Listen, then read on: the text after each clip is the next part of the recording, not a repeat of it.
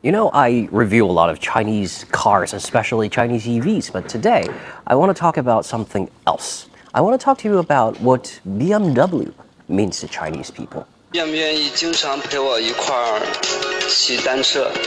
来，马诺开始。我还是坐在宝马里哭吧。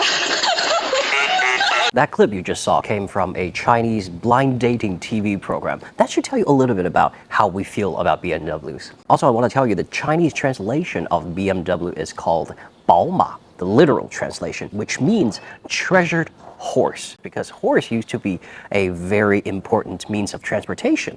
And also, there's another meme about BMW.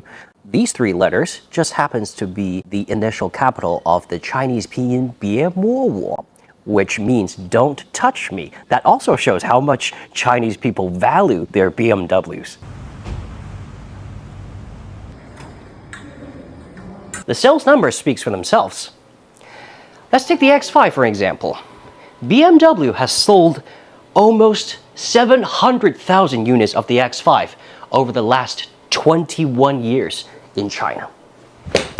I've been given the opportunity to drive this all-new BMW X3 long wheelbase version. When I first sat in the car, I was very, very happy because it reminded me of the good old days. There's a ton of physical buttons in the car. There are those ones to adjust the mirrors. There's the one to turn on and turn off the auto hold. There's one for navigation, one for telephone, one for media. Basically, you can do everything through these physical buttons. And that's always a good thing. For those of you who have watched my last video, I was driving an all-electric SUV. That one was on air suspension. As a driver, the ride was pretty good. I said in my last video, I felt like it is driver-oriented, but my shotgun and the backseat passengers did complain about a little bit of a body roll when I'm going through curves. But when it comes to the X3, I mean, come on, this is BMW. So I asked my shotgun again, did she feel any body roll when I was going through curves? And she said she didn't feel a thing. I mean, you gotta hand it to these legacy automakers and their ability to tune the chassis. And the ride, it's so smooth and yet so satisfying.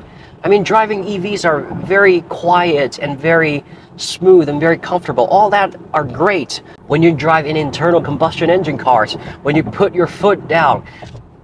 The revs, the sound, the exhaust system, all of that just makes your blood boil. And that's something that EVs, no matter how great they are, no matter how sporty, how fast, how much horsepower they got, that's something that they can never satisfy. When I first sat in the X3 2 days ago, because I was in an underground parking lot and it was dark out there, so everything in here, the ambient lighting, the screens, when they first lit up, I was like, this is stunning. With Chinese EVs, the interior, they all seem to have this big screen in the middle, like an iPad. It is very functional, yes, but sometimes you can get a little bit tired of that big screen. Because of that screen, all the interiors look similar. But when it comes to the X3, these two screens are almost embedded into the interior. And observe, when I put my phone on the wireless charger, see what the light does?